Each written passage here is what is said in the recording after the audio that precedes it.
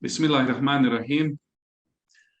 Assalamu alaikum, good evening, good morning, good afternoon, depending on where you're joining us. My name is Osman Softić. I am a senior research fellow with the Islamic Renaissance Front in Malaysia, and I would like to welcome you on behalf of the Islamic Renaissance Front to this very exciting webinar. Today, we have a very prominent speaker from the United States, Mr. Mustafa Akyol, and he will be discussing his latest book titled Reopening Muslim Minds, Return to Reason, Freedom and Tolerance. So I would like to welcome to our session Mr. Mustafa Akyol. And before I introduce Mr. Akyol, I would like to just give a short, brief introduction in relation to his book and what he is going to present during his presentation. Also, let me advise you and inform you that today's session we are organizing, Islamic Renaissance Front organizing jointly with the Islam and Liberty Network. So we also have with us today Mr. Ali Salman. And before I introduce Mustafa Akyol, I should also like to ask Mr. Ali Salman to address this panel. Ladies and gentlemen, brothers and sisters, the relationship between revelation and reason is without doubt one of the major epistemological issues faced by the Muslim world today. And this will be the subject of today's discussion. The tension between reason and revelation in Islam, that is, between human consideration of man's own welfare in this life on one hand, and divine intervention and decree on the other, has been consistently present ever since the advent of Islam itself. Allegedly, it has been argued in some circles, in academic circles, media circles, in general discourse in the West, that 1,000 years ago, there was an Islamic golden age of reason and science, particularly during the time of the Abbasids. And we can say this was fairly correct. Theology was dominated by rationalist Mu'tazilites, and science was at its zenith. Unfortunately, this age of tolerance and creativity, some would argue, came to an abrupt end with the victory of the anti-rationalist Ash'arite theology, although some people would challenge this view, and we will hear about this from our speaker today. Thereafter, the Muslim world regressed somehow into dogmatic slumber until today, and as evidenced by the miserable state of scientific inquiry in the Muslim world. Muslim civilization has also experienced aging in some way, and as part of the aging process, relationship between revelation and reason has become the subject of controversy, to say the least. The controversy is made worse when one discusses about the concept of freedom, and we will be talking about freedom today quite a lot. Reason is considered as a dynamic faculty for thinking and seeking the truth, while freedom is the exercising the faculty of reason, that is the freedom of thinking. Freedom emerges as a collective contest with defining rules of its own. Obviously, it improves with practice, and those who violate the defining rules of competition or decide to withdraw from it deprive themselves benefiting from it. The whole equation becomes more complex when the most important development in the last century about tolerance, pluralism, and democratization are discussed. This is where the need for exercise of reason became an imperative. It is a theme that is hotly debated, defined, and discussed by diverse kind of voices. Of course, the Western perception of Islam has been negative and quite problematic, viewing it as an incorrigible and intolerant religion. But would it be possible to change the tide? I'm sure it would. And to open up the Muslim minds instead of taking refuge in fatalism or in, some would argue, in Ghazali's thought. Would Muslims be now willing to embrace Ibn Rushd, for instance, or Averroes, who argued that religion should not be allowed to impose limits on the exercise of rational thought? Of course, some will challenge this view, but this is why we're here to debate these issues. The author will discuss and dissect his thought on these fairly controversial issues on how Islam could fully embrace respect for science, reason, freedom, tolerance, and other values during this webinar. So basically, this is to introduce our viewers, our participants, to the nature of discussion that our respected panelist, Mr. Mustafa Akyol, will be presenting to us today. And this is the subject of his latest book.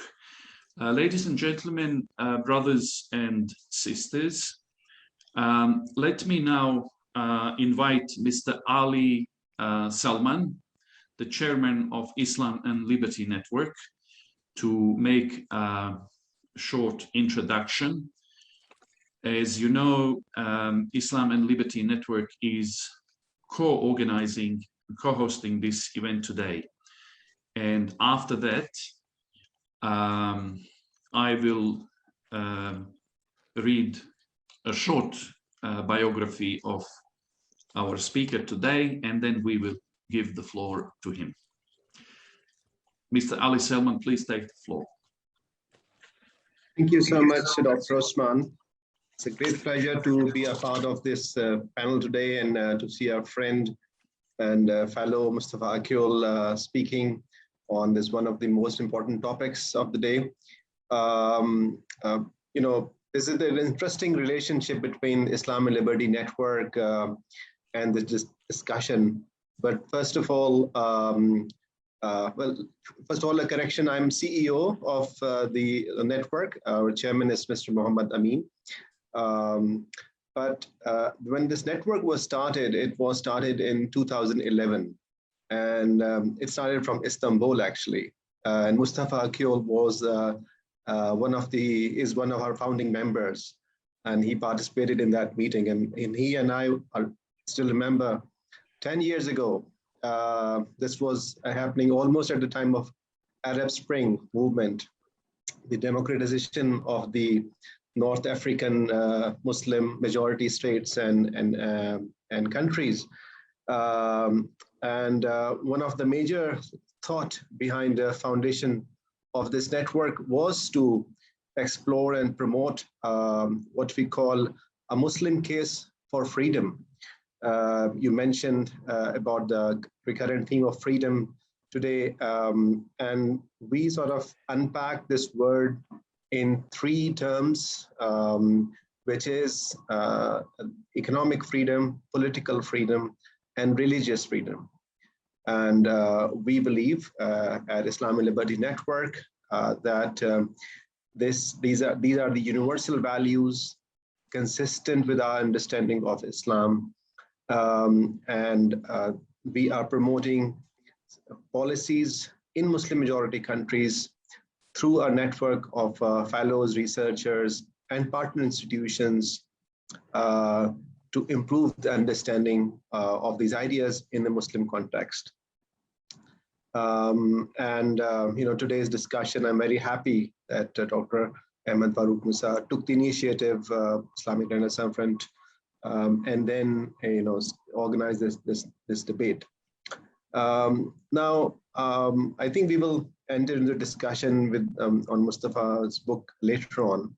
But let me just briefly mention my own sort of very broad general assessment of where we are based on the work we have been doing over the last few years. In last 4 years, we organized 3 international conferences. One was on the democratic future and democratic transition in Muslim majority countries, which was organized in Kuala Lumpur. Another conference which we organized was on economic freedom in Muslim countries, which was done and is organized in Islamabad. And third conference was a more recent one. It was in Jakarta, and the topic of the conference was religious freedom. Now, I can say, based on the interaction with scholars from around the world in these conferences, that perhaps this personal freedom and religious freedom is the most difficult area in Muslim societies to be debated. I think many of the intellectual questions remain sort of contested, and in which Mustafa Akyol is going to discuss today. But I will also note it that the adoption of at least procedural democracy, the institutions of political freedom, we see good progress in large Muslim societies. But this contest is ongoing. What is happening in Tunisia for last 1 month is an example of the ongoing contest. So this is an important critical issue. And many Muslim countries which have not granted religious freedom or political freedom are still embracing economic freedom. So there's a spectrum of freedom in which Muslim societies overall are present. But I think it is important to carry on this debate and discussion within the community of researchers, but also broadly with public. And I am very hopeful that today's webinar would be an important contribution to the broader public understanding of these issues with Mustafa Akyol and other participants and panelists in the webinar. Thank you. And I now give back the floor to you, Osman. Thank you so much, Mr. Salman, for this interesting introduction. And indeed, I do apologize for a small error in your title. Thank you also to Islam and Liberty Network for co-hosting this event. And ladies and gentlemen, let me now introduce finally our speaker, Mr. Mustafa Akyol. Mustafa Akyol is a senior fellow at the Cato Institute. Cato Institute's a Center for Global Liberty and Prosperity.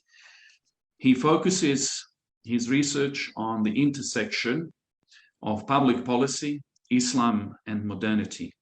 Since 2013, Mr. Akyol has been contributing opinion writer for the New York Times, covering politics and religion in the Muslim world. He is the author of Reopening of Muslim Minds, Return to Reason, Freedom and Tolerance. So this is the book we are going to hear about today. It was published in 2021, so it's this current year.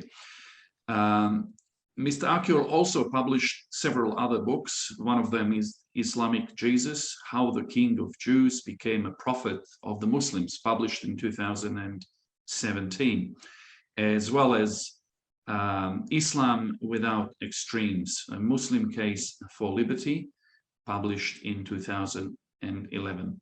In fact, Islam Without Extremes has become a very, very renowned book across the world and has been translated in different languages. The book Islam Without Extremes and the Malaysian translation Islam Tanpa Keekstreman were banned by the Ministry of Internal Affairs of Malaysia, only to be unbanned, luckily, after a court challenge at the Court of Appeal later on. So this tells us about the importance of the book and the author indeed. Mr. Akyol has a bachelor's degree in political science and a master's degree in Ottoman history from the Boğaziçi University, one of the most, arguably, one of the most prestigious universities in Turkey, Istanbul, Turkey. Throughout the past decade, Mr. Akyol gave regular lectures, including at the NATO Defense College and Acton University, in addition to many talks on campuses and public venues, both in the United States and all around the world. In 2017, he was also a senior visiting fellow at the Freedom Project at the Wellesley College. We could go on and on and on, and Mustafa's biography is really wide, and he's one of the most prominent scholars of Islam today. And once again, Mr. Akyol, I would like to welcome you on behalf of Islamic Renaissance Front, on behalf of its executive director, Mr. Azwal Asmadi, as well as IRF founding director, Dato Dr. Ahmed Musa, and our team at IRF. Please take the floor. Thank you so much, Dr. Softić, for this very kind, generous introduction. I'm humbled. And of course, thanks very much to my good friends, Ali Salman and Dr. Ahmed Faruk Musa for organizing this event. The two organizations that are hosting us today are my, I have deep friendship and long history with them. I mean, I've been on the team of Islam and Liberty Network, as Ali Salman rightly said, and they're doing great work, I think, on this field in the world. And I've been good friends with the Islamic Renaissance Front, which hosted me in Malaysia a few times, which even helped me got arrested, which I will mention briefly during my remarks today. So, and thanks to everybody who joined us. Now, let me begin. I mean, there's so many themes in my book, but I will highlight only some of them because we couldn't get into all of it, but in one session. And I'll especially focus on the issue of freedom versus coercion. And let me begin with the current events that many of us might have in mind, which is the recent events in Afghanistan. As you well know, after 20 years, the NATO forces in Afghanistan are pulling out. I think they should have pulled out earlier, if you ask me. And it was a pointless mission after some point. But that's foreign policy. That's not my issue here. Now Taliban is in power, and Taliban declared that they will establish an Islamic system. They will say they will have Islamic law. Now, what does that mean? Well, in other words, they will establish a political system based on the Sharia, right, the Islamic legal tradition, which again made everybody think about what is the Sharia and how it will affect Afghanistan. Now, there are two aspects of what the Taliban symbolizes, and not just today, but since the 90s. When they first came out in the mid-90s, they punished some rapists and thieves brutally, but brought some law and order. So that's one aspect of what Muslims have in mind when you mean the Sharia. It's law and order. It's the punishment of crime, terrible crimes like theft and murder and rape, which is of course necessary in every society for security. There's an even other aspect of the Sharia, which is, I think, very consistent with what we call liberalism today, which is constraining the ruler. Because in Islamic tradition, Sharia has been a law that is separate from the ruler and even above the ruler. So there are episodes in Islamic history where we see despotic sultans and other rulers who sometimes, of course, did what they wanted to do, even get the right fatwas or justification for those. But at times, the Sharia acted as a constraint on them. So it was also a sense of rule of law. However, growingly, we see another aspect of the interpretation of the Sharia by groups like the Taliban. And that is religious coercion. Now, what do I mean by that? A few days ago, a Taliban spokesman said that music is haram, according to Islam. Now, what does it mean? It means that listening to music is basically a sin from an Islamic point of view. Now, if I hear a Muslim thinking like that, I will say, good. I mean, don't listen to it. It's your freedom of religion, right? I mean, don't have any music sets or iPads or whatever in your home, and don't listen to music. But no, when Taliban says music is haram, that means it will be banned in all of Afghanistan, which was the case in the 90s for sure. They banned all cassettes, and you would be arrested, punished brutally for having a TV set or a cassette player. I mean, maybe youngsters don't remember cassettes, but I remember there was something like that, a technology to play music back then.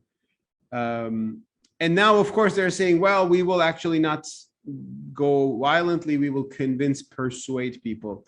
And I think they will be very persuasive with AK-47s in their hands about their understanding of Sharia and the way they impose it. So this is just one glimpse of the broader problem that I am speaking about in my book, and I'm criticizing in my book. And I'm calling on fellow Muslims to consider that this attitude of coercion isn't actually coming from the undisputed core of our religion, but from its historical interpretations which grew in a particular context of despotic states and imperial powers. Now, actually, there's a story which also helped me elucidate this issue in my book, which is in the story of which is in the introduction chapter of my book. And since Dr. Musa is here, let me remind that story because he has played a role in that. That is my visit to Malaysia in 2017, September. Then I was actually in the United States in Wellesley College, and I came to Kuala Lumpur based on the invitation by Islamic Renaissance Front, led by Dr. Musa. And I gave a few public lectures, and one of them was on a sensitive topic, apostasy. Leaving your religion if you are not if you're not believing in it anymore, and leaving it, making it public that you are not a Muslim anymore. Now, I gave this 30-minute lecture, which can be found online, I think, in which I argued that Islam should not be enforced on individuals who really don't believe in them, because first of all, there is a very clear principle in the Quran, La ikraha fi din, which means no compulsion on religion.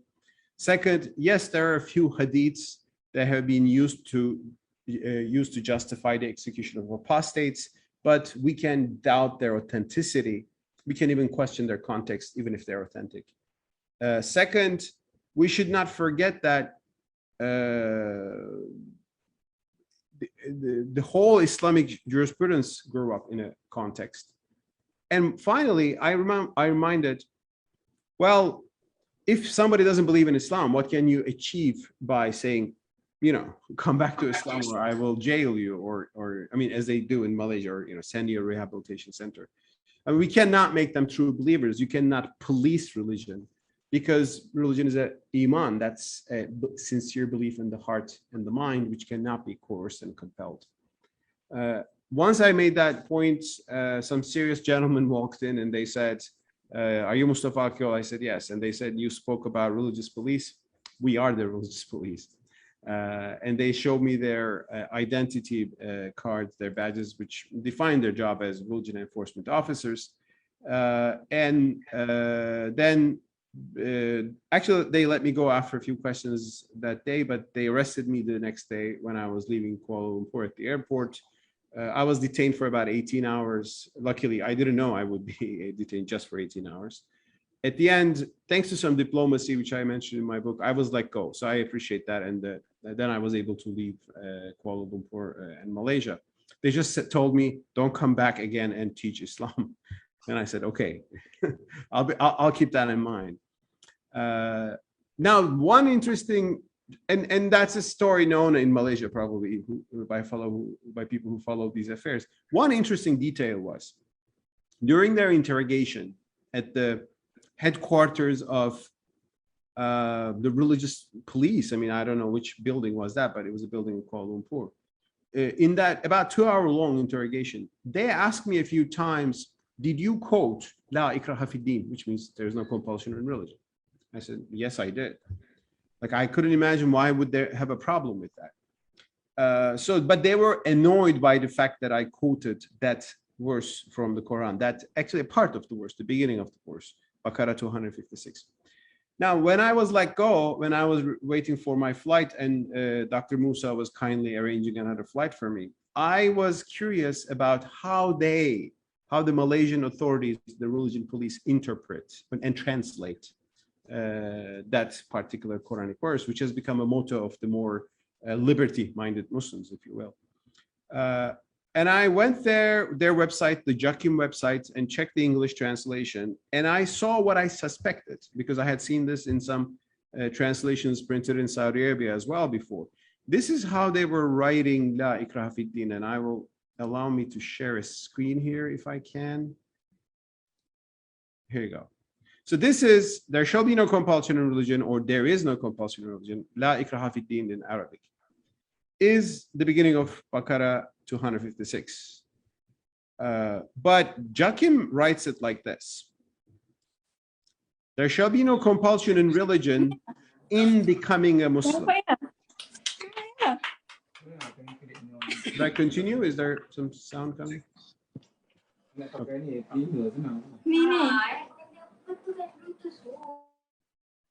Osman, should I continue, or some sound from the back coming? Background? I heard the sound. I have no control over it because it's done from Malaysia, but okay. I think you should proceed. You're welcome. Okay. Maybe our participants, may mute themselves if they have something going on in the background, just a general note. Thank you so much for that. Okay. There shall be no compulsion in religion in becoming a Muslim. So this part, in becoming a Muslim, is not in the verse itself. It is inserted into it in parentheses. And a translation published in Saudi Arabia and very popular in the world, Sahih International, does a very similar editing there. They say, there shall be no compulsion in religion in acceptance of the religion. Now, why are they doing this? They're doing this because there's a big difference in saying there is no compulsion only while entering the religion, which is what they believe, versus there is no compulsion in religion at all. In what I believe, the original intention of the verse is, and in a better way to understand it. Because when you say there is no compulsion only in entering the religion, it means non-Muslims will not be coerced to become Muslims. And not all non-Muslims, but Christians and Jews, largely extended later, luckily, to Hindus and Buddhists as well by Islamic jurisprudence, but not to Arab polytheists. But so if you're Christian, you may remain a Christian, so we'll give you that. But if you become a Muslim by birth, even, or by conversion, first, you cannot leave the religion. You cannot be an apostate. There is a earthly punishment for that, which is the death penalty, typically, although it's sometimes softened a little bit by legislation.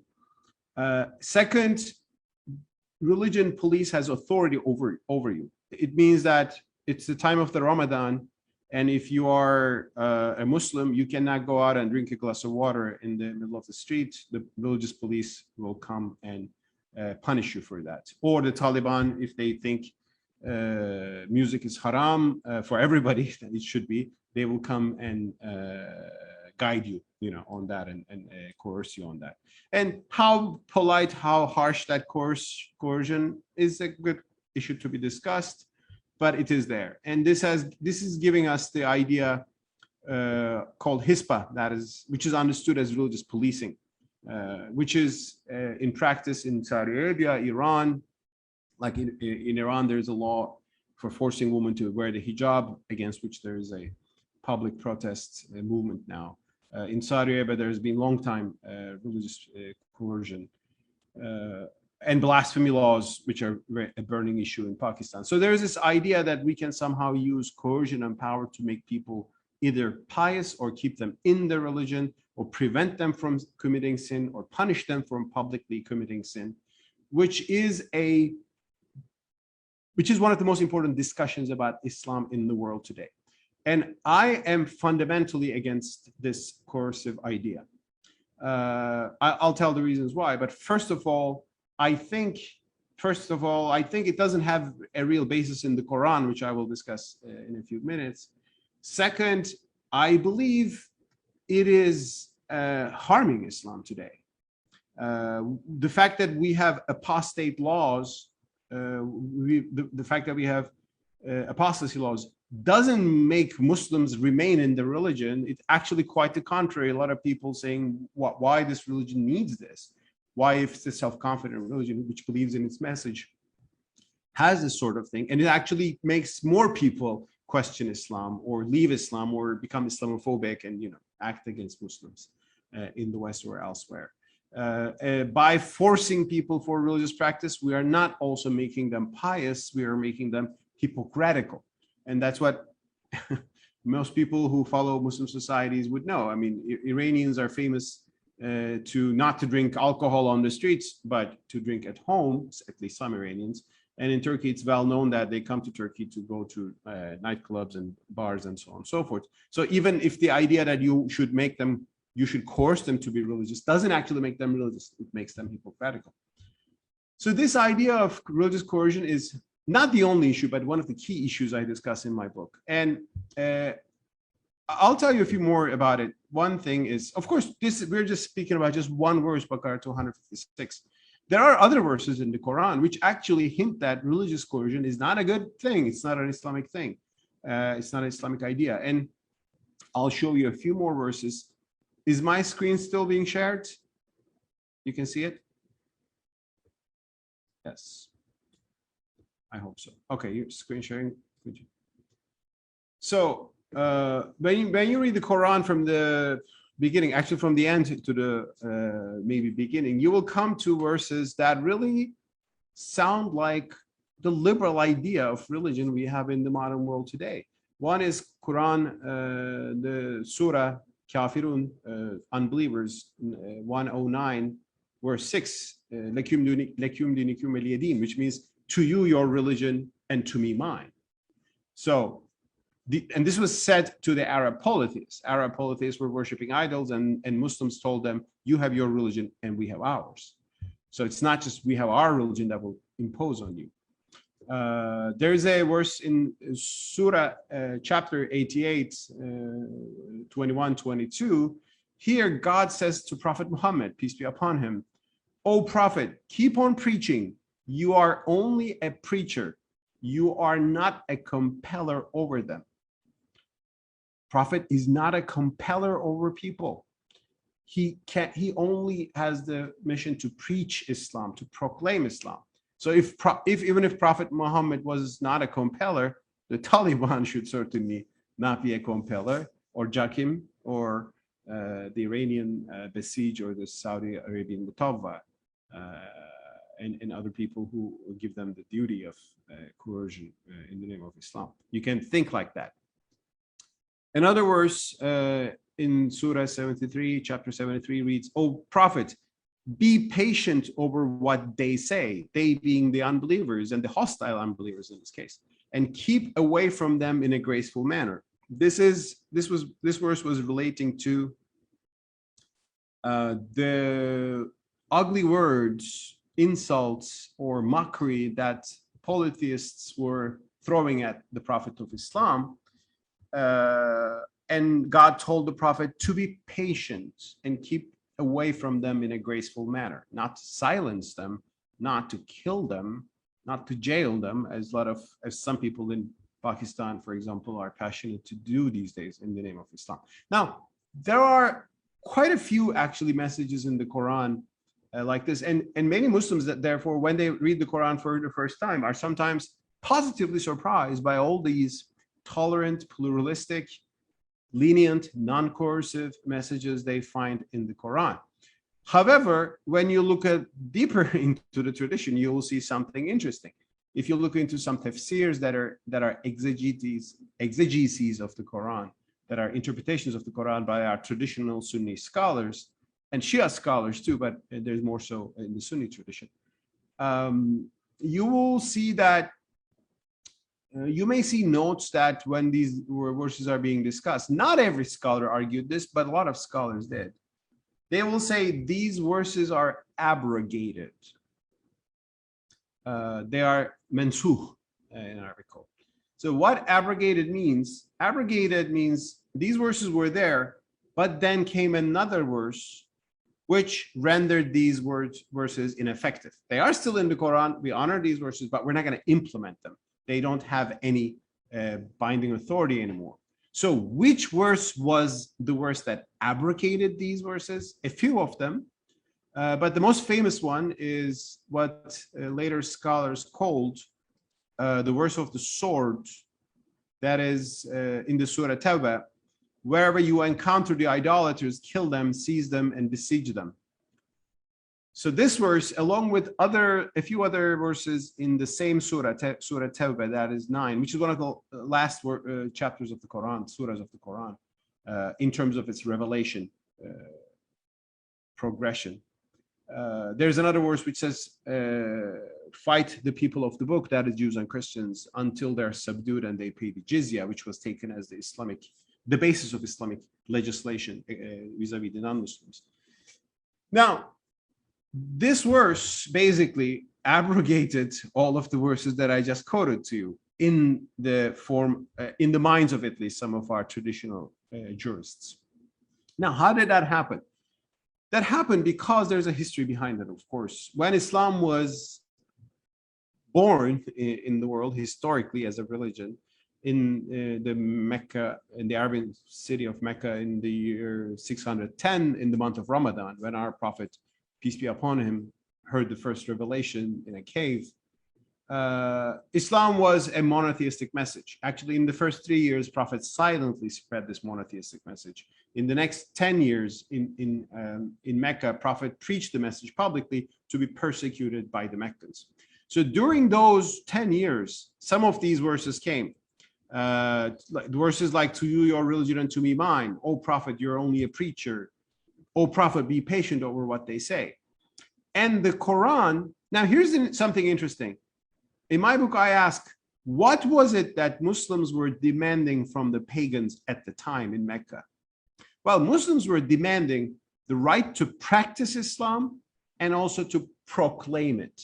And that proclamation by itself was somewhat offensive to the pagans, because Islam was saying these gods that you're worshiping, these idols, are false gods. So it was blasphemous in the eyes of the Meccan pagans. But Muslims were saying, this is what we believe, we're going to proclaim this. Muslims were not attacking anybody. Muslims were not punishing anybody. Muslims were not even compelling people to stop worshiping. They were just willing to be able to Muslims and to spread the faith. In other words, what Islam was demanding in Mecca was what we would call today religious freedom and freedom of speech, to be able to practice your religion and to say it out loud, although it might go against some of the established customs and norms and the way of our fathers, as the Meccans kept saying. Now, here's a question that is not much asked. What would have happened if the Meccans said, okay, to you your religion, to us ours? Well, in other words, if Meccans accepted the call of Islam, Islam would continue to spread in Mecca as a proclamation, as a faith. There will be probably no battles between the Meccan pagans and Muslims. Probably there will be less legislation under the Prophet Muhammad, because the Mecca already had its own laws, and Islam was not a political, and Muslims didn't have a political entity to rule. The history of the founding moment of Islam will be different, and the later Islamic history will be different. But Meccans were not liberals. They were oppressors. They were angry at Prophet Muhammad, and they were thugs, and these Meccan polytheists. And they kept prosecuting the Muslims, killed them, tortured them. Muslims had to flee first to Abyssinia. And then ultimately they conspired to kill the Prophet of Islam. And that's why the Prophet finally had to flee Mecca and go to Medina and establish a state. Now, once the Prophet established a state in Medina, the trouble from Mecca didn't end because they plundered the homes of Muslims. They confiscated all of their properties, began selling them in other places. So this was another act of enmity, and Muslims began to take arms against the non-Muslims. And then you have 10 years of wars, battles between the Muslims in Medina and the pagans in Mecca and the allies of the pagans of Mecca. And these wars are part of the founding story of Islam. Now, here is the crucial point. At the end of the story, when Prophet Muhammad passed away at the year 632, Muslims had the Quran. The Quran was only actually being compiled. It was not even yet one book, but it would become very soon. So Muslims had these Quranic texts, which says, fight the unbelievers, and there's another verse which says, to your religion, to be in mind. This could have been understood in two different ways.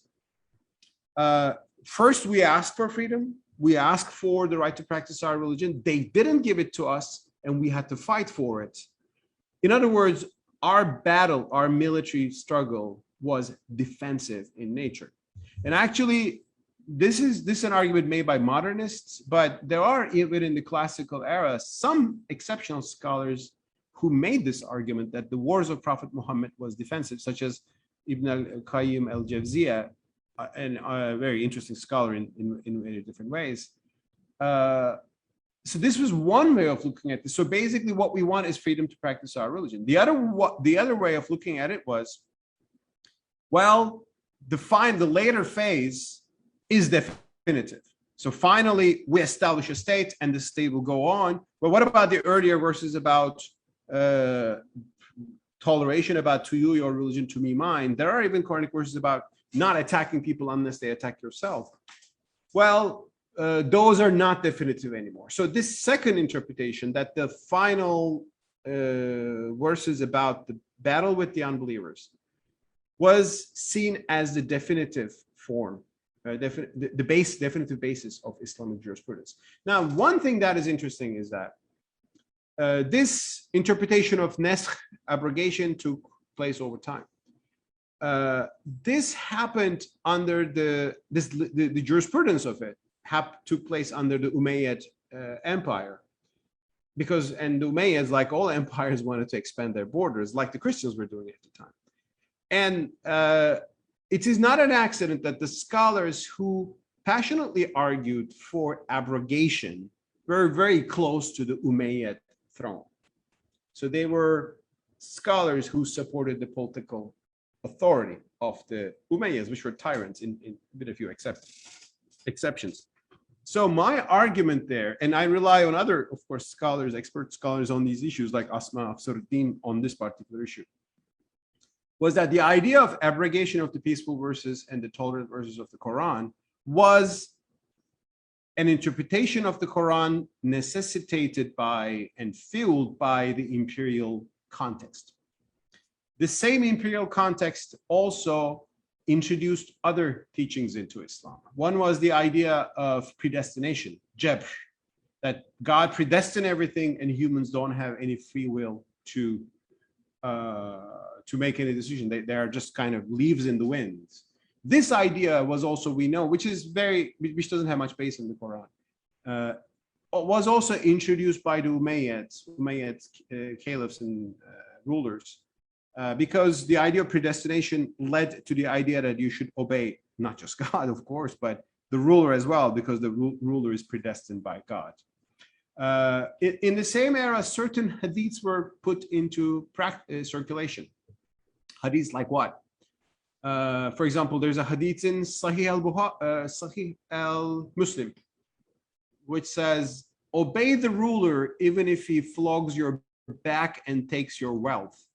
Supposedly, the Prophet of Islam said this, but I agree with some scholars today who think that these are probably what the rulers put into circulation, as we already know that there are a huge number of fabricated hadiths. But the claim that all those fabricated hadiths were sorted out and Sahih al-Muslim and Bukhari gives us the fully authentic ones, I think has to be questioned today a little bit, because when we look into, when we compare such texts with the norms of justice we find in the Quran and in human conscience, some of these texts look unconscionable. The idea of killing apostates came from hadiths, and these are generally hadiths narrated by just one person, ahad hadiths. In other words, they were even found not fully trustable, not certain, even by the compilers of these hadiths, or at least the jurists who interpret them. Now, in my book, I go over these issues, the issues of apostasy, the issue of blasphemy, the issue of hisba, that is religious policing. For example, the issue of hisba, Islam had an institution of the muhtasib, kind of a police force. But when we look into the narrations, we see that Prophet Muhammad, peace be upon him, established this police force in Medina to protect customers in the market from fraud, not for religious and moral policing. But I show that these idea that the muhtasib should also do religious policing, which became its main job, that evolved later over time. I go over these issues, and I'm saying that we Muslims should revisit these apostasy, blasphemy, and religious coercion, hisba laws. And in one place in the book, I say the big remedy we need, call it a great reform or renewal, is really having no compulsion in religion. Let's take la ikraha fid din, no compulsion in religion, seriously. It is, in other words, giving up coercive power in the name of Islam. This means no more religious and moral policing, no threats to apostates and innovators, that is, people who are called people who are heretics. And of course, one Muslim's heretic is another Muslim's true Muslim. No blasphemy laws, no public floggings or stonings for sinners, and no violence or intimidation in the family. It means accepting that religion is advice, as a better hadith in Sahih al-Bukhari puts it. Now, this is my main argument, but while I'm making these arguments, I'm opening up a broader issue that Dr. Osman Softić discussed, and that is some of the theological doctrines in Islam, the Asharites and the Mutazilites, for example. And that is also, I think, key, because when we are making arguments such as freedom is a good thing, coercion is wrong, and for example, Ali Salman just referred to universal values, right, like freedom of religion or criticism of political authoritarianism. We are referring to values that are known by human conscience and reason. Like, it doesn't make sense to say apostates should be killed. So we are using our inherent value judgments, and we are looking into religious texts, and we are kind of synthesizing them and reconciling them. Now, is this very approach acceptable or not? And that takes us to a broader issue with the issue of husn, khub, beauty and good, beauty or ugliness, or good and bad. That was discussed among the Asharites and Mutazilites, the two key issues, two schools in Islam. Basically, I think what I call Islam's universal dilemma is also a key while discussing these issues. And here was the dilemma. The Mutazilites, who were, by the way, the first theologians of Islam. And they were theologians because they had seen non-Muslim cultures, and they wanted to defend Islam by making sense of the Islamic injunctions and values. They said things are good and bad inherently, and the Sharia and religion indicates that they are good and bad, but doesn't constitute them. Like, murder is wrong because murder is wrong already, and even a non-Muslim can know this. But our religion also teaches us about this. Our religion also warns us against hawa, which may blind us to this conscientious fact. But even if there's no religion, there are ethical values that humanity can understand. So there can be something called universal values. The Asharites, which was a reaction to the Mutazilites, said, no, things are good or bad only because the Sharia says so. So murder is wrong because God says murder is wrong. If God said it's right, it would be right. Theft is wrong because the Quran and the Sharia bans it. If it didn't ban, it wouldn't be. It would be fine. And the Ash'arites were not total dogmatists. Actually, the Hanbalites were more so. The Ash'arites also used reason to justify, and later Ash'arite tradition got more refinements, and some of the defenders of the tradition point to that. But on this Husn and Kup issue, the dispute never ended. And that's why, and that gap never ended. And I think pushing aside of the Mu'tazilites, and later the philosophers of Islam, cut the Islamic civilization from a sense of universalism, that there are universal ethical values on which we can defend our religion, but sometimes look back to our religion and criticize certain things. We lost that edge. And what remained was the only truth is what the Sharia says. And the interesting thing here is that what we call what the Sharia says can be simply a political doctrine that was invented by an Umayyad or Abbasid ruler for his own political goods. Whatever the Sharia says, I mean, should I really obey the ruler even if he flogs my back and takes my wealth because it's a hadith in Sahih al-Muslim? Or can I say there's something really unconscientious about this? Like, why would our prophet justify autocratic rulers? There must be something wrong with this. So that approach is the conscientious approach that I'm trying to revive. And I show how this approach was articulated by the great philosopher Ibn Rushd in his writings. He speaks of a sunnan gair maktuba, that is unwritten laws of humanity, values like compassion, thanking the benefactor. And he says they should have a role in our understanding of the Sharia and sometimes help us reinterpret it. I'm paraphrasing his words. So that, I think, approach is really important. And that's why a part of my book is about theology. And other parts are about some of the burning issues we're talking about today, about religious freedom and coercion. I think I spoke more than what I was supposed to say, but thank you for your attention. I'll be very happy to hear comments and questions. And once again, thank you. And salam alaikum. Thank you very much, Mr. Akyol, for your presentation, for interesting thoughts on your very challenging book. You ventured into territories that many people today, even among the Muslim scholars, are reluctant to go and to tackle. This is particularly in the circumstances that few Muslim countries are going through. If I may start the debate, we don't have at this stage that there is a question. Can you hear me, Dr. Akyol?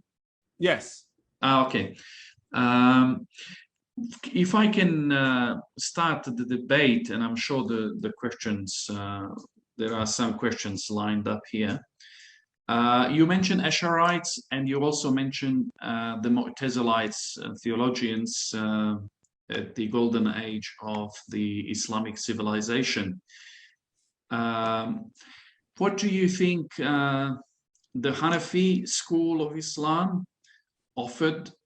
Because there seems to be this polarization between Mu'tazilites and Ash'arites. But certainly the Maturidi school, and there is a lot of space given to human action and freedom and reason. And if you can perhaps just shed some light on this Maturidi and Hanafi school. Very good question. Definitely. I'll just add one more thing to what I initially said. When you say reason or rationalists, a lot of people in the Muslim community, Muslim communities around the world, think that, oh my God, these people were kind of betraying religion, like they were going for secular human reason. So they were like not pious enough. That was not the case. The Mu'tazila, the first theological school of Islam, let me emphasize again. They were emphasizing reason to justify Islam. They were saying there is a sense of good and bad in human nature, and they were saying God does only what we humans can also comprehend as good, to show to non-Muslims that Islam is a good religion and rational religion. So it's not that they were not pious, they were not good Muslims. They were good Muslims. They were only good Muslims in an environment that they saw Greek philosophy and Zoroastrian traditions and Christian philosophy and all of that. So they were trying to show the goodness of the Sharia and the goodness of Islam's own understanding of God. But to be able to say that human mind gets this in the first place. What our anti-rationalists don't understand is that when you say there's no truth outside of Islam, then there's no way to measure Islam's truth as well. It becomes a circular reasoning. And that's why I think Mu'tazilites were rationalists. Now, Mu'tazilites were not outside of the fold of Sunni Islam. Sunni Islam was being formed yet. And actually, Mu'tazilites were a part of the school we call, the legal school we call Ahl al-Ray, the people of Ray, that is actually considered opinion, as opposed to Ahl al-Hadith, which was based in Medina, and Ahl al-Ray was based in Iraq. And Ahl al-Ray school was led by Abu Hanifa, so founder of the Hanafi school. And some of the early Hanafis were Mu'tazila. And the alternative to Mu'tazila was the Murji'a school, which I also very much emphasize and value in the book, especially because of their tolerant attitude. So Ahl al-Ray was defined by Murji'a and Mu'tazila, which had little differences between them. And then you had the Ahl al-Hadith movement coming. And ultimately, the Ahl al-Hadith movement became more powerful in Sunni Islam. And Hanafis had to retreat from some of their early positions and accept more hadiths and had to adjust their positions. However, some of the ideas of the Mu'tazila survived in Hanafism. It just took a new form, and that is Maturidi theology. Maturidism is a Sunni theology different from Asharism. It didn't go as far as the Mu'tazila, but in certain issues, it actually is closer to the Mu'tazila. Like on the most important issue, which is Husn al-Qubh, the beauty, the right and wrong. Maturidis also, just like the Mu'tazila, said things are inherently right and wrong, and the Sharia indicates right and wrong, doesn't constitute it. So it's not that God would, if God said kill innocent people, it would be good. No, God wouldn't say that because that's wrong, and God wouldn't tell us to do something. They didn't say God is constrained by our right and wrong, so that there was a difference there. But they are pretty close to the Mu'tazila on certain issues. And today, what I'm calling for fellow Muslims around the world is not to become Mu'tazila. And there are some ideas of Mu'tazila that I wouldn't agree with. I mean, and by the way, during the Mihna, at least some of them gave a very bad historical example of supporting an authoritarian measure to impose their doctrine.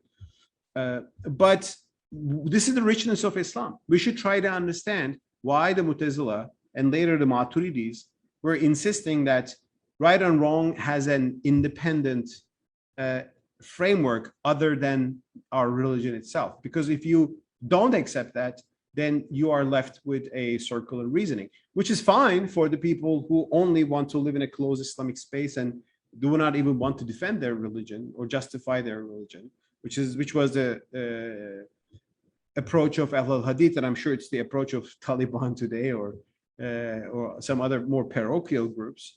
But if you are trying to make a sense of Islam as a Muslim to a world outside, you are compelled to reconcile, and that itself isn't wrong because God has given humanity a moral compass that is conscience. And I think I emphasize in my book that the term conscience didn't much appear in our tradition because of this legalistic approach. So to come to your back question, the Maturidi tradition is valuable. It's not an accident that in Turkey now there's a big effort to rediscover the Maturidi insights. There are conferences, international conferences on reviving Maturidi thought because of Turkish theologians who realize that the Ash'ari theology really limits your jurisprudential options in terms of moving forward, and in the way it defines God as absolute power who can do whatever he wills without being constrained by any ethical norm, is not even the really more principled God that the Quran defines. In the Quran, God says God has written mercy on himself. Like he's a God who constrains himself out of his own will by good ethical principles. Whereas the Ash'arites kept insisting that God does whatever he wills, and we're not bound to question that. So the distinction there is, I think, important. And the Mu'tazila was not outside of the fold of Sunni Islam. Unfortunately, they were declared heretics by some of the rigid rulers in the late Abbasid era, and that had an impact on Muslim thought. Thank you so much for clarifying this. I think it is a tremendous contribution to bridging this divide. There is a question, and I will read it to you. If the interpretation of La ikraha fi din means only in entering the religion, can a Muslim who is by law deemed as a Muslim, such as in Malaysia, for instance, all Malays are deemed Muslim under constitution from birth, whether the Malay agrees to or not, then how can this verse apply? How can we argue that there is no force in becoming a Muslim when the religion is imposed on a baby by a civil law, goes the question. Well, I mean, I agree with the premise of the question. So La ikraha fi din should not be understood in such a narrow term. By the way, La ikraha fi din was understood in such a narrow framework. Some even said it was abrogated, and that's a minority view, but you even have that in some Sunni texts. I mean, the question is very right. I mean, the thing is to say, well, you cannot leave a religion because you have chosen in the first place. I mean, I would argue against that as well, but that even doesn't make it itself, because we choose our religion mainly, most of us, by being born into it, right? I mean, I'm a Muslim because I grew up in a Muslim family. Then I questioned it, I thought about it, of course I became more interested in it. But the overwhelming majority of Muslims in the world are Muslim because they were born Muslim into a family and culture, and you grew up with that culture, you accept it. And by the way, that is also a good reason for Muslims today to question the dogma that in the afterlife, God will only save Muslims and all others will go to hell. I mean, that's a popular belief. So like, why would God create a humanity in some geographies of the world? People are Muslim and they are the lucky ones, and others, because they're born in Guatemala, they probably become Catholic and they're doomed for that. I mean, so this is another example I discuss in my book. But I agree with the premise of the question that people are Muslim mostly by birth and because of adaptation and culture. Some are Muslims by choice, converts, I respect them. But the point is, if people can become freely converts to Islam, and which we welcome as Muslims, people should be freely converts to Christianity from Islam as well. And we Muslims should not threaten them, as Christians are not threatening their apostates, some of which become Muslims. Thank you kindly. Andrew Cole is asking, in your book, you write about Islamic enlightenment. The idea of enlightenment in Western thinking is linked to the disestablishment of official/state religion and the rise of humanism, liberalism, and other ideologies.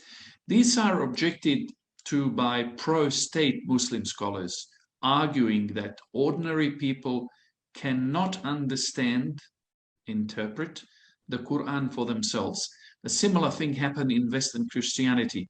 How are we to understand Islamic enlightenment, and what are the social and political implications of this idea? It's a long question. Long but good question, and thank you for our friend who asked the question. First of all, in my book, I emphasize that in European Enlightenment, there were different strains. There was an anti-religious strain, which I don't associate with, and I'm not espousing or recommending. Especially grew in France, because in France, the religious authority was very much linked with the kingdom, and the very authoritativeness, the authoritarian nature of the religious establishment created anti-clericalism. It's known in France, which is still today not fully liberal when it comes to religious issues, as we see in the ban on hijab. That's not the Enlightenment I'm espousing. I'm more sympathetic to the Enlightenment tradition that began with John Locke in England, that later continued with figures like Roger Williams, and then the US founders, which established the US Constitution guaranteeing absolute religious freedom, which certainly, yes, has that element of disentangling state from religion. Now, in other words, I am in favor of secular states and religion being destatized, in the Islamic tradition. Now, why do we need this? For a lot of Muslims, this is heresy, right? Let's look at why did this idea come in the first place. I mean, when you read John Locke, I mean, the first time I read John Locke, I was fascinated how similar is the problem he's criticizing to our reality in the Muslim world today. John Locke, that's the founder of liberalism, the particular liberalism that I'm more sympathetic to, lived in England in the late 17th century. Before that, in the 17th century, what had happened in Europe was Protestants and Catholics killed each other, slaughtered each other for decades because they were from the other sect, right? Heretics were being killed. People who wrote against Christianity, even Unitarians, people who are differing from the mainstream Christianity, they were killed, they were beheaded, they were burnt at the stake alive. There were also kings who supposedly got their powers from God, the divine rights of kings, just like some of the monarchical absolute rulers in the Muslim world claim today, such as Saudi Arabia, that God has given them power to rule. So John Locke criticized these things, and he argued for a neutral state, not because he was against religion, but he was against persecution in the name of religion. And he said only by accepting a limited state which protects the rights of everybody and leaving religion to voluntary organizations, we can have freedom and we can have toleration. So that is the kind of path that I'm calling for in the Muslim world. We should have states that do not espouse one or the other way interpretation of religion. Symbolically, states can have an official religion, as it is some in European countries today, but the Sharia should be a voluntary matter. In other words, a Muslim woman should be able to choose how she will dress. If she believes that the Sharia tells her to wear a niqab, she can wear it. I'm not against it. If it's a hijab, she has all the right to wear it. If she doesn't think that she has to wear these things, she doesn't have to, and nobody should harass her for that. If people are vocal for defending one Islamic doctrine, that's great. If some people are critical of Islam, they should be able to speak out. Atheists should be able to say that they're atheists and make their arguments. And we Muslims should be criticizing them, not banning their books and not jailing them and not silencing them or not attacking them. And what is interesting, and that's also I speak about reviving certain things in Islam. What is interesting about the golden age of Islam that included the Mu'tazila, the philosophers such as Ibn Sina and later Ibn Rushd, that era is interesting because Muslims were, compared to other civilizations and especially Christianity, was more open-minded, and there was more freedom of speech in the world of Islam. Muslims, when they met Aristotle, they didn't burn their books. They read those books. They interpreted those books. Some wrote rebuttals. Some espoused those ideas. And that very openness allowed the intellectual dynamism of the Islamic golden civilization. So I'm calling for reviving some of our ideas in our tradition and getting some ideas from the Western experience. And I'm calling for an enlightenment in the sense of reviving and understanding and sometimes reinterpreting certain things in the Islamic tradition, which will uphold individual freedom, neutral states, tolerance between different religious groups, and the right to be pious, fully pious, should exist along with the right to be not religious and not pious. And states should be neutral towards citizens, no matter what their worldview is. Thank you for that, Mr. Akyol. Next question. The current Muslim world or the current Muslim focus is on the letter of the law rather than the spirit of the law. Even Islamic universities, considered more open, remain dogmatic in a certain way. Is there then any hope to change the current status quo? First of all, let me begin. This is a very good question. Let me begin with the ending of the question. Is there any hope? Well, there is hope. And some things in the Sharia or historical interpretations of the Sharia have already been changed to a great extent, and they are now history. And the greatest example is slavery. Until the 19th century, we had slavery in Islamic countries, Muslim countries, and Islamic law. And nobody thought that, you should abolish slavery. Luckily, that idea came. Why it came from Europe, and especially Britain, is a good question to ask. And I discussed that in my book. But today, you will not find many scholars who will really defend slavery on Islamic grounds. There are some extremists, but most scholars will say, well, slavery was not a part of Islam. It was there when Islam was born, so Muslims legislated it, but the intention was to abolish it in the long run. Luckily, we were able to do this in the 19th century. Well, why did we wait so long is a good question, but so the change happens. It's not that nothing is going to change. But sometimes it's very slow. Sometimes it is very painful, and I'm questioning why, and I'm questioning the theological mindset and the jurisprudential approach. Literalism, as you, our dear friend, pointed out, is a key issue here indeed. I'll give you one example. The Taliban, again, let's go back to the Taliban. The Taliban announced a few days ago that they will allow women to walk on the streets, but not travel for more than a distance of 3 days. And a lot of Sunni scholars said, yes, this is good. This is the right measure, because they were going too far before. They were not allowing women even to walk on the street without a male guardian, a mahram. But now women can go to the city and do their thing, and that's good, but still not travel for more than 3 days. Where does this come from? Well, it comes from a few hadiths attributed to Prophet Muhammad, in which the Prophet says women should not go alone. In one hadith, it says for a distance of 3 days. In one hadith, it's less clear. But there is an injunction, commandment by the Prophet in the hadith, reported hadiths about advising against women. Now, I don't know whether the Prophet said this. He could have well said this.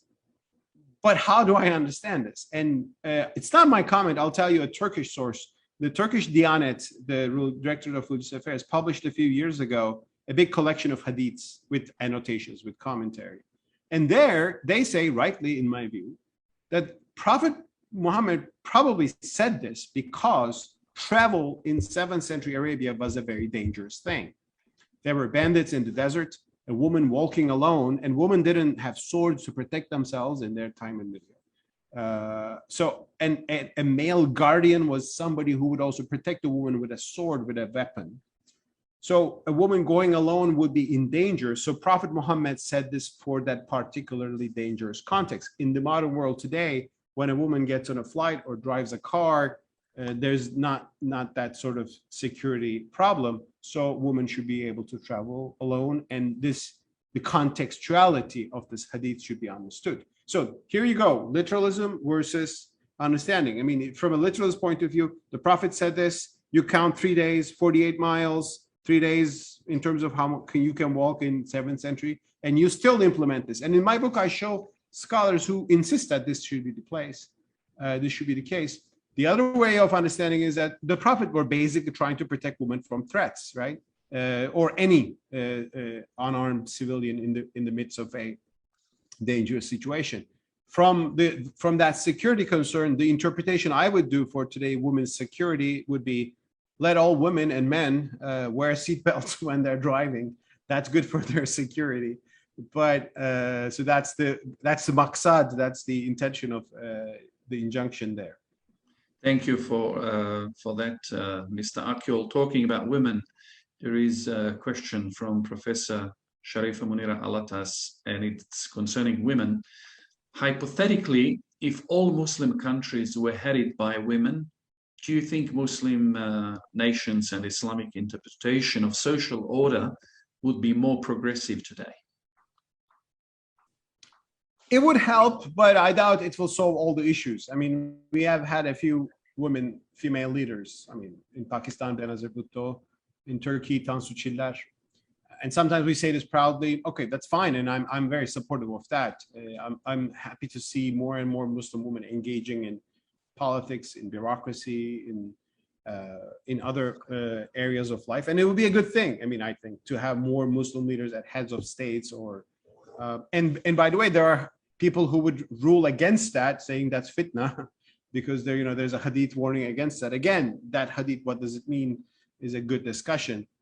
So that would be a very good thing. But besides such symbolic measures, we also seriously need to question the written texts that we have, which puts women down. I mean, women are intellectually and religiously deficient. They are weak in deen and their aql and their intellect. So that it's there. Did the Prophet really say this?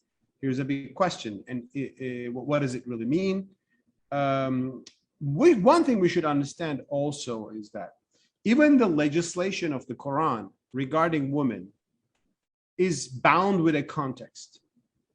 For example, in the Quran, women get half of men in inheritance. And that has been the basis of an inheritance law that is still in practice in Arab countries. If a father dies, the son gets twice of the share of the daughter. Now, I would say, in the footsteps of scholars like Fazlur Rahman, who call for reading the Quran contextually, the Quran legislated that way because in 7th century Arabia, men were by definition responsible to take care of women. It was a certain social structure.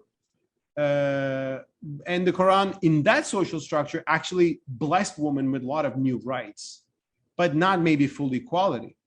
Today, we can move on to full equality, legal equality, because that was the intention of God in the first place, to uplift women, uplift who's downtrodden. Thank you. You mentioned John Locke in your discussion. He's a Western scholar, and this is a question. Are there any ancient Muslim scholars who propagate secularism in Islamic world?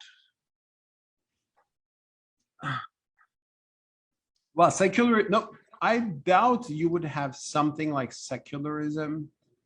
But if you look into, first of all, there was a question whether Islam requires a state of its own or not.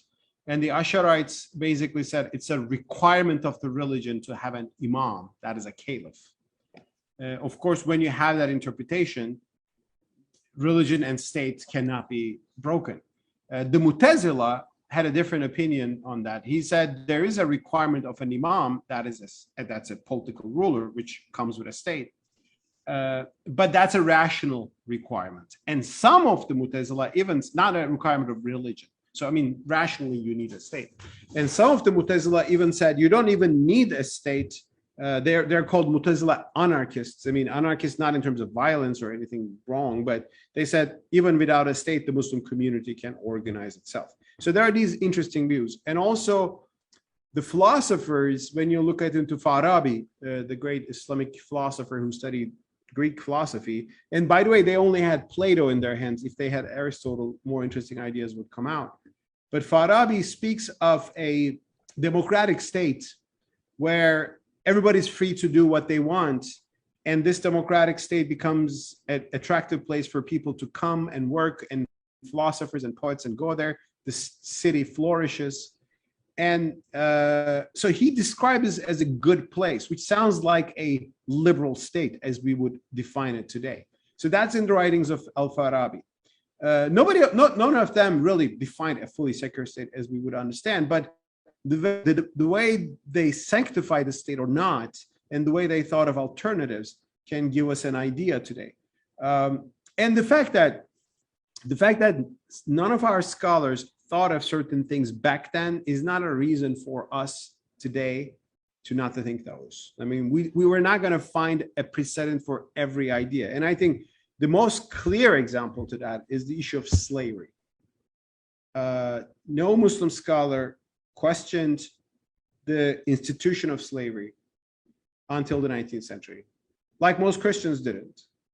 And then there was a world movement beginning in England and then spreading to abolish slavery. And it was a good idea. It was a good ideal. And when Muslims saw this ideal, they looked back and saw Quranic verses about freeing a neck and, you know, and freeing the slaves, which was a moral injunction, but they took this into the movement of abolition, which was the right thing to do.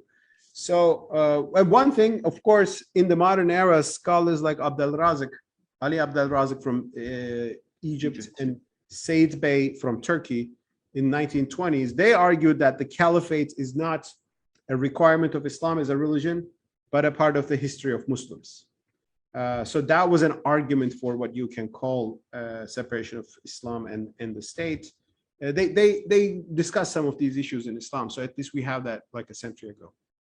Yusuf Habibi is asking, what do you think about the rise of identity politics? In Indonesia, this phenomenon appears along with the idea of Sharia.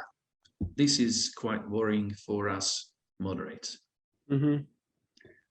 Well, identity politics is, I think, a troubling trend in many parts of the world, including the West.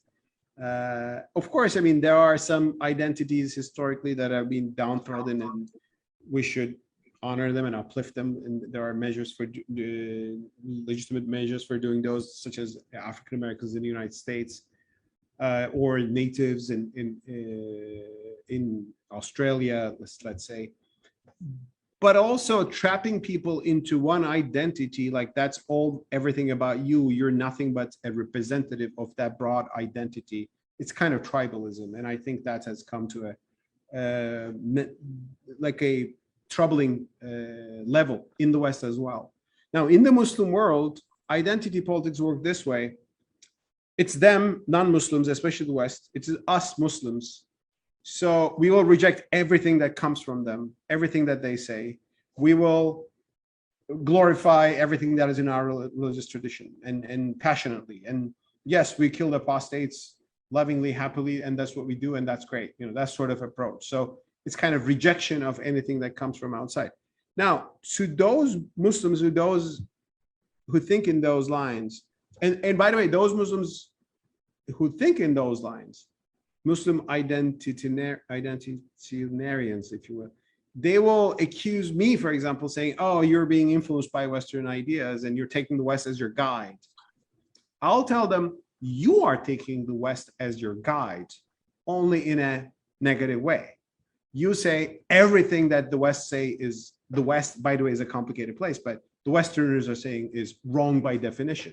Well, I don't say that. I don't say everything the Westerners are saying is right. I'm saying we should look with reason and conscience to all the ideas out there in the world. The West has a terrible history with colonialism and imperialism, and we have every right to renounce that. There is double standard in Western democracies today on many issues. In France, for example, very much limitations on religious freedom. American foreign policy can be brutally criticized, as ever Americans themselves are doing. But if there's an idea of a government which is limited and which respects all its citizens without regards to creed and sect and religion, I will not condemn it because it looks Western, because it might be a good thing. So one of the early thinkers about freedom in our Islamic tradition, I mean, early in the modern sense, was Hayreddin al-Tunusi, who was a pasha, who was a military figure from Tunisia, who ultimately became Sadr Azam in the late Ottoman Empire, the greatest vizier. He has this book, The Surest Path, and the surest path to development. And he says, he observed European states at the time, and he admired many things.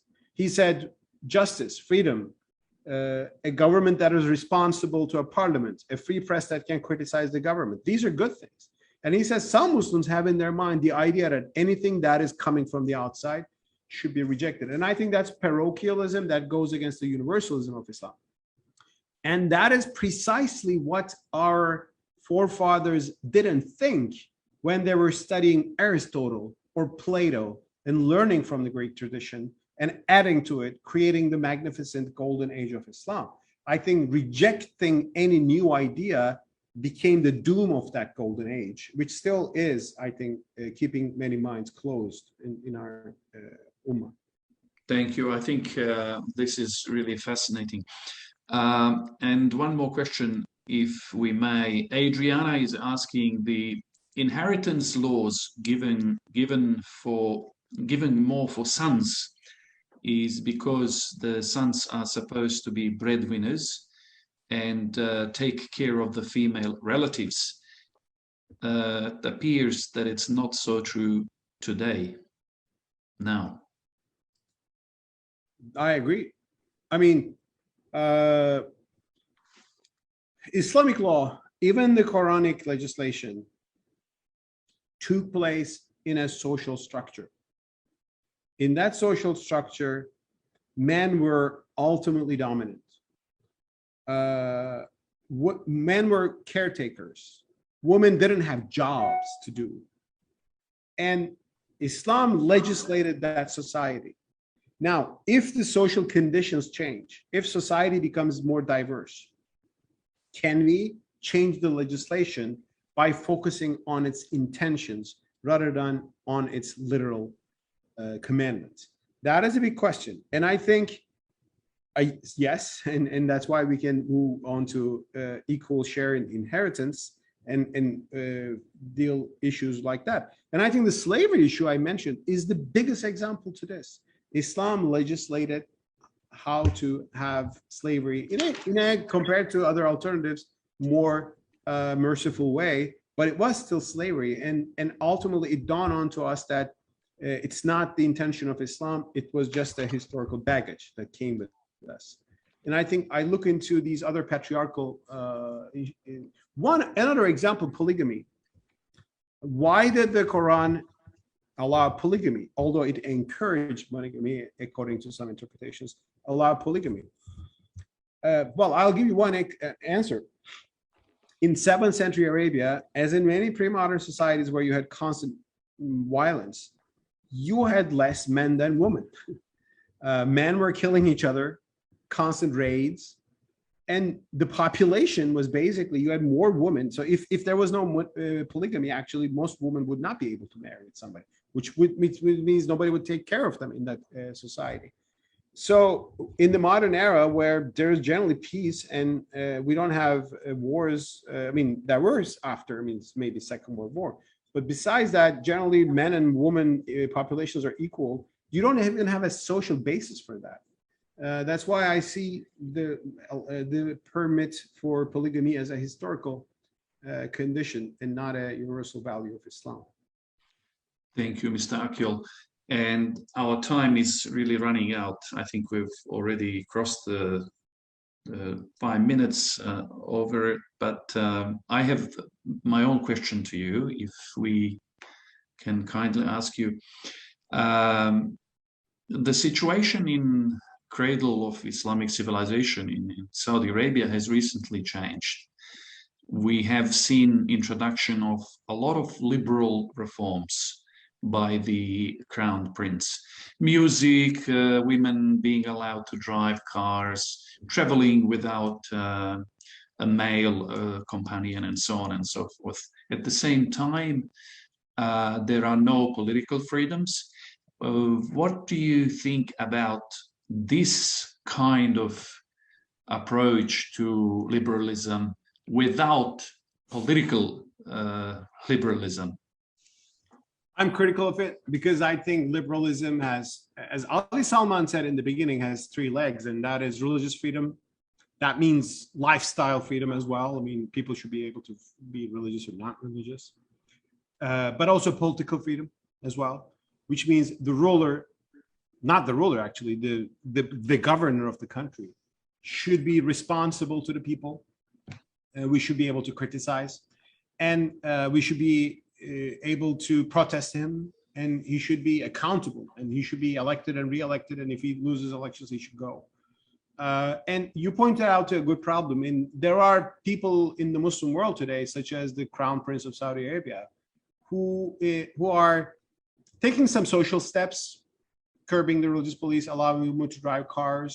And people say, oh my God, this is wonderful, this is liberalism. But who will jail and torture people and kill people, even who criticize themselves. That is not the liberalism I'm advocating. And I am freedom from religious orthodoxy and their dictates is one thing. Freedom from an oppressive ruler is another aspect of liberalism. And to me, there is no difference between being harassed by a religious orthodoxy because of what I said on La Ikraha fi Din is disturbing them, versus being harassed and probably worse, oppressed by the police of a ruler who is angry at me because I criticize the ruler. So, and it's not an accident that in the Western Enlightenment, ultimately liberalism means all of these things. And John Locke was a critic of not just persecution of religion, but also the idea that the kings have divine rights. Nobody has divine rights as kings or rulers. We have individuals have divine rights. God has given us the right to live freely, to think freely, to worship freely, to have our property rights, and the people who rule us as the prime ministers, rulers, kingdoms, whoever they are there just they're doing their job because they don't have any special authority, and they should be responsible to us. We are the masters and they are the servants. It's not the other way around.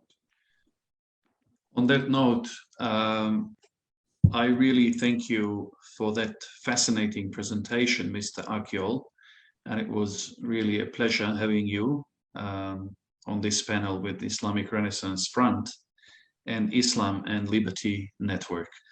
I would like to thank our viewers, wherever they may come from, and I hope that this discussion will enhance their further interest, and also that they will read your book as well, and your other books, and the contribution you have made so far to freedom in Islam and democracy and rationalist thought and other aspects of Islam, especially in relation to the Western discourse as well. On behalf of the Islamic Renaissance Front and its CEO, Mr. Azrul Asmadi, on behalf of Dr. Cato, Dr. Farooq Musa, the founder of Islamic Renaissance Front, who enabled this platform for discussions of which you have been a very keen participant over many, many years. I sincerely thank you so much for today's participation, and we look forward to having you on this or similar panel in the future. Thank you so much, Mustafa Akyol, for joining. Thank you so much, Dr. Softić, Dr. Ali Salman, Dr. Musa, my good friends. It's a pleasure. Sorry, there were some probably other questions I couldn't answer. We didn't have enough time. If they write me on Twitter and I can answer back, maybe that might be the easiest way. Akyol in English is my Twitter account. We need these discussions, and I'm not saying that I figured everything out the right way. I'm just yet another Muslim trying to find some solution to the issues of our ummah. We needed to discuss these issues freely, and I think to be able to discuss these issues to the future of our religion is a obligation, like a moral obligation on all of us. Thanks again for hosting this discussion. Inshallah, the future of our Islamic world and the world itself will be brighter in the future. Thank you, Mr. Akyol. And before we close, I just want to mention that the next panel of the Islamic Renaissance Front will be on Wednesday, 22nd of September at 9 p.m. Again, Malaysian Kuala Lumpur time. And the topic will again be very interesting. we will have a Professor Ahmed Kuru from the United States, and he will be talking about his book, Islam, Authoritarianism, and Underdevelopment. So we kindly invite all today's participants to join us on the 22nd of September, 9 p.m. in another webinar. Thanks to everyone. Assalamu alaikum and good evening. Dr. Osman, just one line from my side. Please, Mr. Salman, if you would like to say a few words, please do. Very, very briefly, just a few seconds. Thank you so much for moderating, and thank you, Mustafa. Just on a lighter note, when you were mentioning next webinar was with Ahmed Kuru, and you mentioned from United States, and like Mustafa is also in US, and they are both from Turkey, of course. And I hope that in the future, in our lifetime, we'll be able to see such scholars thriving in the countries where they belong to, and they should feel like free and empowered to speak, which is not the case today, as Mustafa narrated his story from Malaysia. But I think it's a real challenge, and it shows the problems that these societies, Muslim majority societies, are facing, that we are not able to even host our scholars in our lands, and they cannot speak their minds, unfortunately. And that's a real threat, I think. And we hope that in the future, we are all able to change this situation. And then together, I think this will be important for progress of these societies. Thank you, Ali. That was a very pertinent note. Ahmed Kuru is a good friend of mine. I'm so happy that you will have a session with him as well.